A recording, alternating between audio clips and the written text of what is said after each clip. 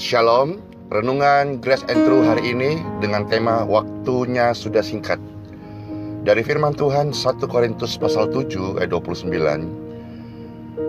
Namun aku mengatakan hal ini saudara-saudaraku, waktunya sudah singkat. Karena itu orang-orang yang memiliki istri harus hidup seperti tidak memiliki istri. Penekanan ini saudara Paulus mengatakan bahwa hiduplah betul-betul hanya bagi Tuhan. Kalau di sekeliling saudara-saudara ada yang membuat engkau tidak bisa lebih dekat dengan Tuhan, buatlah kondisi hatimu seolah-olah engkau hanya hidup bagi Tuhan. Saudaraku, seandainya saudara terbaring di ruang ICU, di mana umur saudara tinggal beberapa jam atau beberapa menit atau paling lama beberapa hari, kira-kira apa yang saudara lakukan? Coba kita sungguh-sungguh memikirkan hal ini, sebab hal itu bukan sesuatu yang tidak mungkin terjadi. Bisa saja hal itu terjadi dalam hidup kita setiap saat. Sebagai orang Kristen, pasti yang kita lakukan adalah kita akan minta ampun atas semua kesalahan kepada Tuhan. Kita akan berusaha berdamai dengan Tuhan.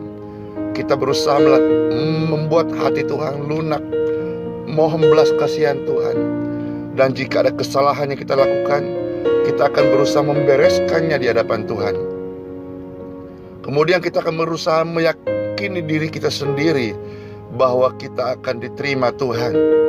Kita akan sungguh-sungguh memaksimalkan semua kemampuan kita untuk percaya, memaksimalkan pikiran kita untuk yakin bahwa kita akan diterima Tuhan. Nah, Bapak Ibu sekalian, masalahnya adalah mengapa baru dalam situasi seperti itu kita berusaha untuk membereskan keadaan kita di hadapan Tuhan? Mengapa dalam keadaan seperti itu kita baru berusaha berdamai dengan Tuhan? Sementara untuk bisa berkeadaan suci, kudus, bersih di hadapan Tuhan, mengapa tidak jauh-jauh hari? Bahkan kenapa tidak ambil keputusan hari ini, waktu Bapak Ibu saudara-saudara dengan renungan ini dalam keadaan sehat, hidup dan berikan waktu oleh Tuhan. Di mana pada saat kita masih memiliki bukan saja hari, bulan dan tahun-tahun yang panjang, kita tidak bisa menerima firman ketika dikatakan waktunya sudah singkat. Kita hanya menggunakan hanya untuk percintaan dengan dunia, padahal kita tahu percintaan dengan dunia adalah perzinahan di mata Tuhan. Setiap kita perlu kerja, setiap kita perlu namanya untuk kebutuhan sehari-hari, uang. Tetapi jangan sampai kita mengabdi, menghabiskan waktu yang singkat ini hanya untuk sesuatu yang fana. Bapak Ibu sekalian dalam Tuhan, sebab apabila seseorang bertobat sungguh-sungguh, dia harus berbuah. Dan kalau orang di pembaringan terakhir dalam kondisi waktu yang sudah singkat, beberapa menit lagi akan meninggal, mereka tidak sempat berbuah dan tidak ada buah dari pertobatan mereka. Dan kalaupun mereka datang kepada Tuhan, itu sebetulnya karena mereka dalam suatu keadaan terpaksa, tidak ada pilihan lain lagi. Dan tentu Tuhan tidak menghendaki pertobatan-pertobatan seperti ini. Saudaraku, orang yang mau bertobat sungguh-sungguh, kalau waktu hanya kepepet dan tidak ada jalan lain, atau waktunya sudah singkat, atau nggak bisa berbuat apa-apa lagi, maka ia tidak akan sanggup bertobat dan berdamai dengan Tuhan secara benar. Ia tidak akan sanggup meyakini keselamatannya dan bagaimana menghidupinya dan bagaimana mempraktekannya di dalam sekolah kehidupan ataupun wadah yang ada kita selama di dunia ini. Walaupun mencoba berusaha yakin bahwa ketika ia menutup mata, ia akan diterima di rumah Bapa yang abadi. Saudaraku, Tuhan Bapa di surga, Dia adalah kasih. Namun Dia adalah Tuhan yang tidak bisa dipermainkan. Mestinya selagi kita masih memiliki hari, bulan, waktu, tahun yang panjang, kita sudah berusaha untuk berdamai dengan Tuhan. Kita merasa ini adalah sesuatu yang penting. Saudara-saudara, pasti sudah sering mendengar firman Tuhan di gereja saudara berada. Tapi apakah engkau menjadikan itu penting? Apakah engkau mendesak dan merasakan butuh Tuhan urgen lebih daripada segala-galanya? Tentu sangat jarang kita mengetahui ada orang Kristen terdesak membutuhkan Tuhan, kecuali untuk hal-hal kebutuhan jasmani.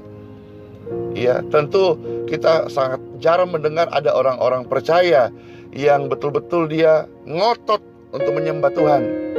Tentu tidak banyak, saudara-saudara. Tapi sebetulnya memang ini yang Tuhan kehendaki. Kita ngotot menyembah Tuhan. Yang ada selama ini lebih banyak orang-orang Kristen ngotot mencari uang, ngotot hendak kaya. Padahal yang Tuhan kehendaki, kehidupan orang percaya tidak boleh ekstrim. Tetapi hari ini yang Tuhan Yesus mau, kita harus super ekstrim. Bukan hanya fanatik, kita harus super fanatik. Artinya kehidupan orang percaya harus berbeda dengan kehidupan anak-anak dunia. Mari saudaraku, sebelum kita telanjang di hadapan Tuhan, kita berusaha telanjangi diri kita hari ini dengan membuka keadaan kita sejujur-jujurnya. Dan kalau kita menyadari kesalahan, ada dosa, dan hal-hal yang tidak membuat Tuhan nyaman, bahkan terlukai, mulai hari ini kita bisa minta ampun. Kita mulai berdamai dengan Tuhan. Seakan-akan kita tidak memiliki kesempatan lagi untuk itu. Seakan-akan itu kesempatan untuk terakhir kalinya. Bapak Ibu sekalian, jangan mempermainkan Tuhan. Kita bersyukur mengenal Tuhan yang benar, yang akan mengadili kita. Kita mempunyai destinasi benar dan jelas, yaitu surga dan kerajaannya. Tuhan akan mengadili kita. Tidak usah menunggu pengadilan, tapi mari hari ini kita mulai menelanjangi diri sendiri dan menyadari setiap butir salah dan dosa yang kita masih hidupi. Makanya firman Tuhan berkata apa?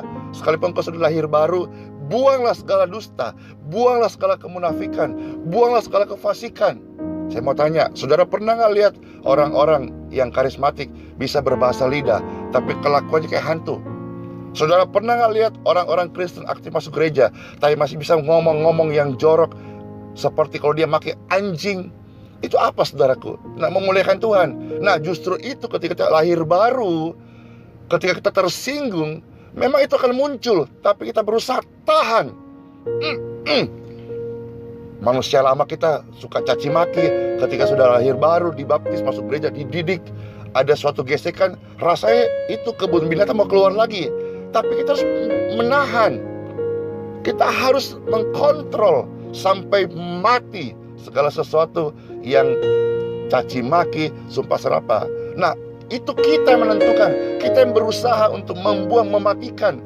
Bukan seolah-olah ketika terima Tuhan Yesus, lalu kita menjadi manusia yang berbeda, gak bisa ngomong jorok, gak bisa maki sumpah serapah. Bisa. Justru itulah medan kita untuk berbuah. Jadi ketika digesek oleh orang, kita biasanya marah, anjing. Tapi ketika sudah mendengar firman Tuhan, ibadah, menyembah Tuhan, digesek persoalan, rasanya mau keluar, tahan. Lama-lama digesek, sudah mati, saudara-saudara. Ini hal yang simpel yang saya beri kepada kita. Kita harus menelanjangi diri kita. Ini adalah bagian diri kita untuk kita tuntaskan sebelum sisa hidup kita ini berakhir. Bapak Ibu sekalian, dengan melakukan hal ini berarti kita memberikan penghormatan yang patut kepada Tuhan. Itu bukti dari sikap yang benar kepada Tuhan yang Maha Kudus, yang patut kita perlakukan sehormat-hormatnya. Sebab kita yakin dan dia ini benar, Tuhan itu hidup. Kalau kita percaya Tuhan beserta kita, Immanuel kita ucapkan, sesuai apa yang Tuhan Yesus janjikan, aku akan menyertai kamu sampai kesudahan zaman.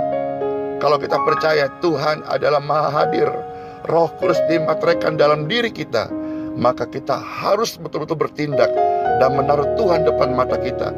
Dan kita akan mempunyai prinsip, oh, tidak ada langkah di luar kontrol dan monitornya Tuhan. Saudaraku, mestinya kita menyadari bahwa kita ada dalam wilayah di mana Tuhan Yesus sebagai tuan rumah jagat raya dan memenuhi jagat raya tanpa ada sejengkal pun tanah yang lolos dari kehadirannya. Itulah sebabnya kita harus punya waktu sungguh-sungguh menghadap Tuhan, belajar interaksi dengan Tuhan lewat doa. Bukan hanya waktu mau tidur atau makan, tapi waktu istimewa, quality time saudara-saudara. Berikan yang terbaik bagi Tuhan. Hari ini saya ajak saudara-saudara, mari berjumpa dengan Tuhan di dalam doa, di dalam fellowship kita, dalam kehidupan kita, dan berbuahlah, nyatakan surga di bumi ini. Mari belajar jujur dan telanjang diri di hadapan Tuhan. Tuhan tahu, tapi Tuhan mau kita belajar jujur di hadapan Tuhan. Roh Kudus akan memimpin dan berbicara kepada kita, membuka pikiran kita untuk melihat keadaan kita yang sebenarnya. Dan ketika kita memperkarakan hal ini, bagaimana kita hidup bagi Tuhan, bagaimana kita mau melukai hatinya, membuatnya nyaman dengan pikiran dan ucapan kita, baru kita mengerti bagaimana sesungguhnya kehidupan sebagai penyembah, kehidupan orang percaya, kehidupan orang benar yang hidup di dalam roh dan tidak lagi di dalam kedagingan.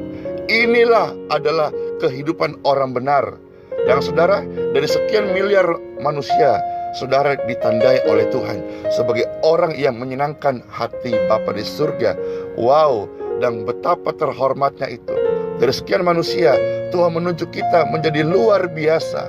Oh haleluya, saudaraku, sejatinya apa yang hendak kita capai dalam hidup ini, segala sesuatu yang kita usahakan, memeras waktu, pikiran, dan tenaga, semua akhirnya akan lenyap. Tapi ketika kita berusaha untuk berkenan kepada Tuhan, itu menjadi harta abadi kita. Tidak peduli saudara miskin atau kaya secara finansial, secara materi, berpenampilan bagus atau tidak, pendidikan tinggi atau rendah, siapapun kita punya kesempatan untuk jadi istimewa di hadapan Bapa di surga. Inilah yang namanya pujian dari Tuhan, bukan dari manusia. Lihat bagaimana orang dari hari ke hari membuka mata dari pagi, mengusahakan kehidupan normal, wajar, kesenangan dunia, dihormati manusia, prets, martabat. Apakah mereka sebagai orang Kristen sungguh-sungguh mengusahakan kehidupan yang mendatangkan pujian dari Bapa di surga?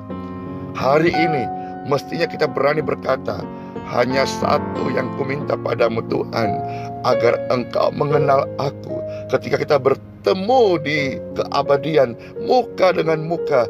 Dan hari ini Tuhan, sebelum kau membawaku pulang ke surga, satu kerinduanku, saya mau serupa dengan Tuhan Yesus dan sempurna seperti Bapa di surga. Kiranya renungan pagi hari ini memberkati setiap kita. Shalom, Tuhan Yesus Kristus memberkati. Amin.